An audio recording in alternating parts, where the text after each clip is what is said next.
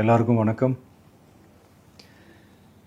இந்திய அரசியல் சாசனம் நம்ம தமிழ்நாட்டில் இருக்கிற எல்லாருக்குமே கொடுத்துருக்கிற உரிமையில் ரொம்ப ரொம்ப முக்கியமானது ஓட்டிங் ரைட், வாக்குரிமை. ஒரு மனுஷன் உயிரோடு இருக்கான்றதுக்கு அடையாளமாக இருக்கிறதுல அவனோட ஓட்டுரிமை ரொம்ப முக்கியம். அதனால தான் voting is not only our right but also our life. ஒரு முக்கியமான விஷயத்தை பற்றி இப்போ நான் உங்ககிட்ட ஷேர் பண்ண போகிறேன். இது நான் ஃபஸ்ட்டு கேள்விப்பட்ட உடனே எனக்கே ரொம்ப ஷாக்கிங்காக தான் இருந்தது.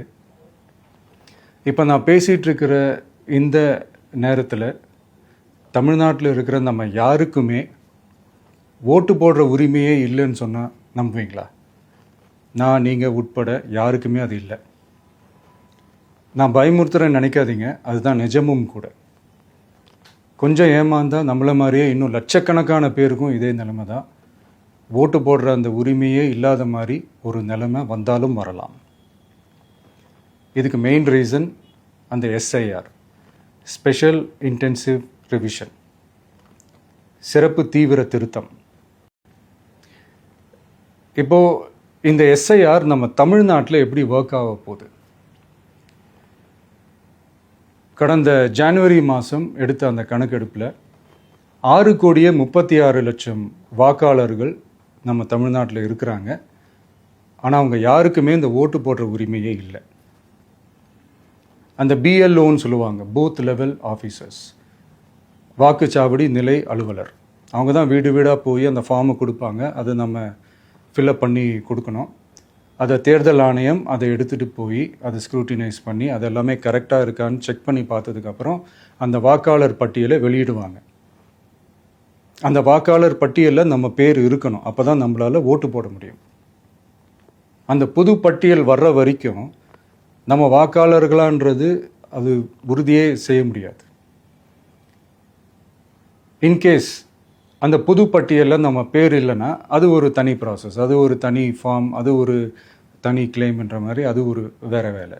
ஸோ இந்த மாதிரி நிறைய சிரமங்கள் குழப்பங்கள் இருக்கிறதுனால மக்களுக்கு இது மேலே ஒரு கன்ஃபியூஷன் ஒன்று இருக்குது. இது என்ன வெரிஃபிகேஷனா இல்லை ஒரு மறைமுக ரீரெஜிஸ்ட்ரேஷனா இல்லை இது ஒரு நியூ ரெஜிஸ்ட்ரேஷன் மாதிரியே தானா அப்படின்ற மாதிரி நிறைய கன்ஃபியூஷன் இருக்குது. அவங்க செய்ய வேண்டியதெல்லாம் ஒன்றே ஒன்று தான். இந்த மாதிரி வீடு வீடாக போய் அந்த என்யூமரேஷன் ஃபார்ம் நம்ம ஃபில்அப் பண்ணி கொடுக்கும்போது அதுக்கான அக்னாலேஜ்மெண்ட்டை அந்த பிஎல்ஓ அந்த ஆஃபீஸர்கிட்ட இருந்து நீங்கள் வாங்கிக்கணும். அது ரொம்ப ரொம்ப முக்கியம். இது நான் சொல்கிறது வாக்காளர் பட்டியலில் ஆல்ரெடி உங்கள் பேர் இருக்கிறவங்களுக்கு நான் சொல்கிறேன். இப்போ புது வாக்காளர்கள், ஃபஸ்ட் டைம் ஓட்டர்ஸ், அவங்களுக்கு ஃபார்ம் 6ன்னு ஒன்று இருக்குது.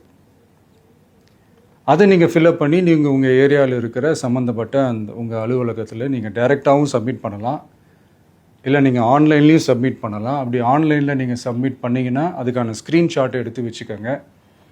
ஃபோனில் மெசேஜ் வரும், அதை சேவ் பண்ணி வச்சுக்கோங்க.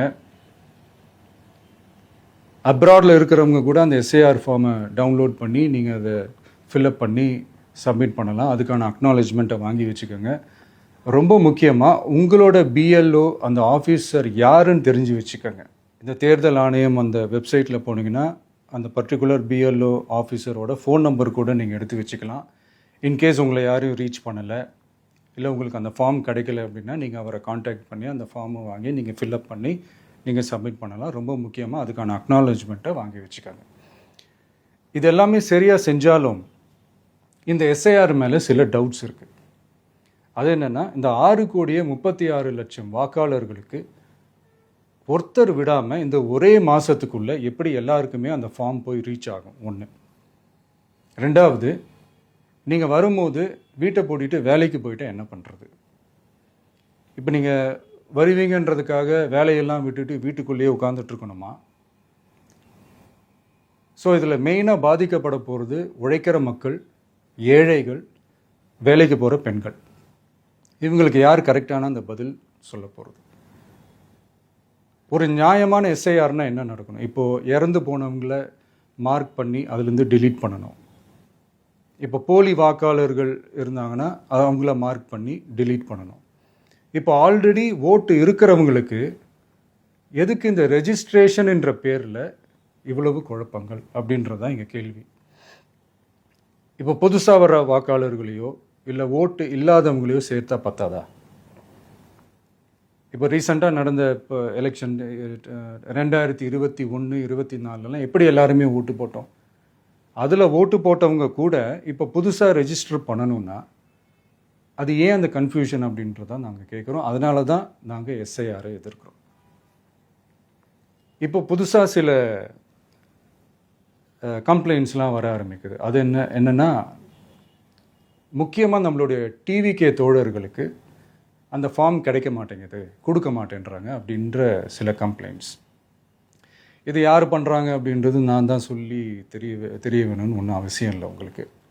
இப்போ இருக்கிற ஆட்சியாளர்கள் அவங்களுக்கு கைப்பாவையாக இருக்கக்கூடிய சில பேர் இதை செய்ய ஸ்டார்ட் பண்ணியிருக்கிறாங்க.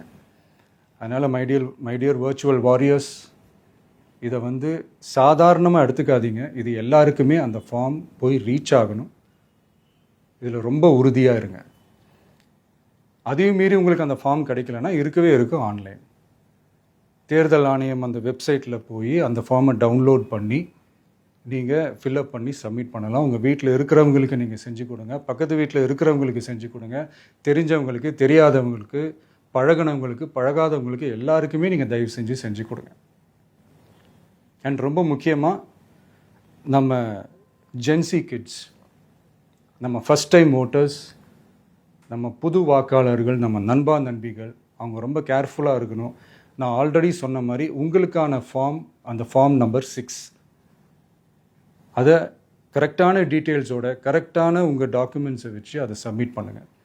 ஏன்னா வரப்போகிற தேர்தலில் நீங்கள் தான், அந்த ஜென்சி வாக்காளர்கள் தான் மிக முக்கியமான ஒரு ஃபோர்ஸ் அப்படின்றது எல்லாருக்குமே தெரிஞ்ச ஒரு விஷயம்.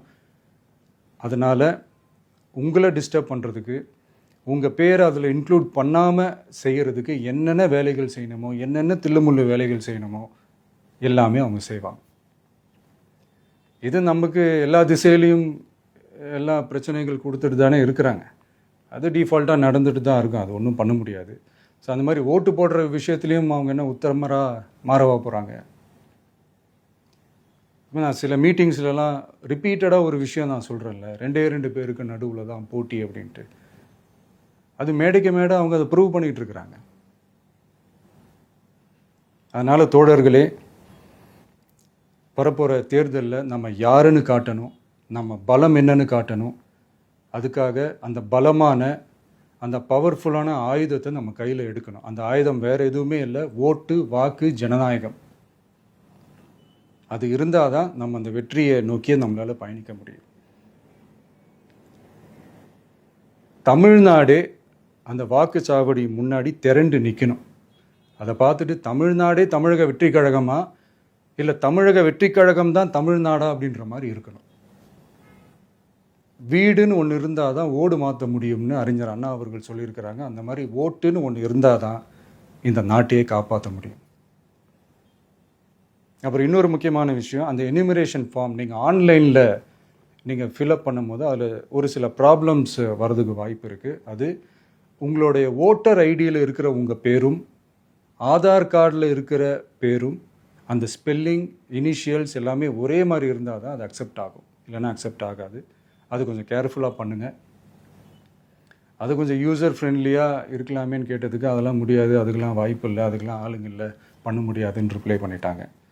ஸோ அதனால் மைடியர் டிவிகே தோழர்களே, மைடியர் ஜென்சி படை பலமே, உஷாராக இருங்க, கான்ஃபிடெண்ட்டாக இருங்க, நல்லதே நடக்கும், வெற்றி நிச்சயம். மீண்டும் சந்திக்கும் வரை நன்றி, வணக்கம்.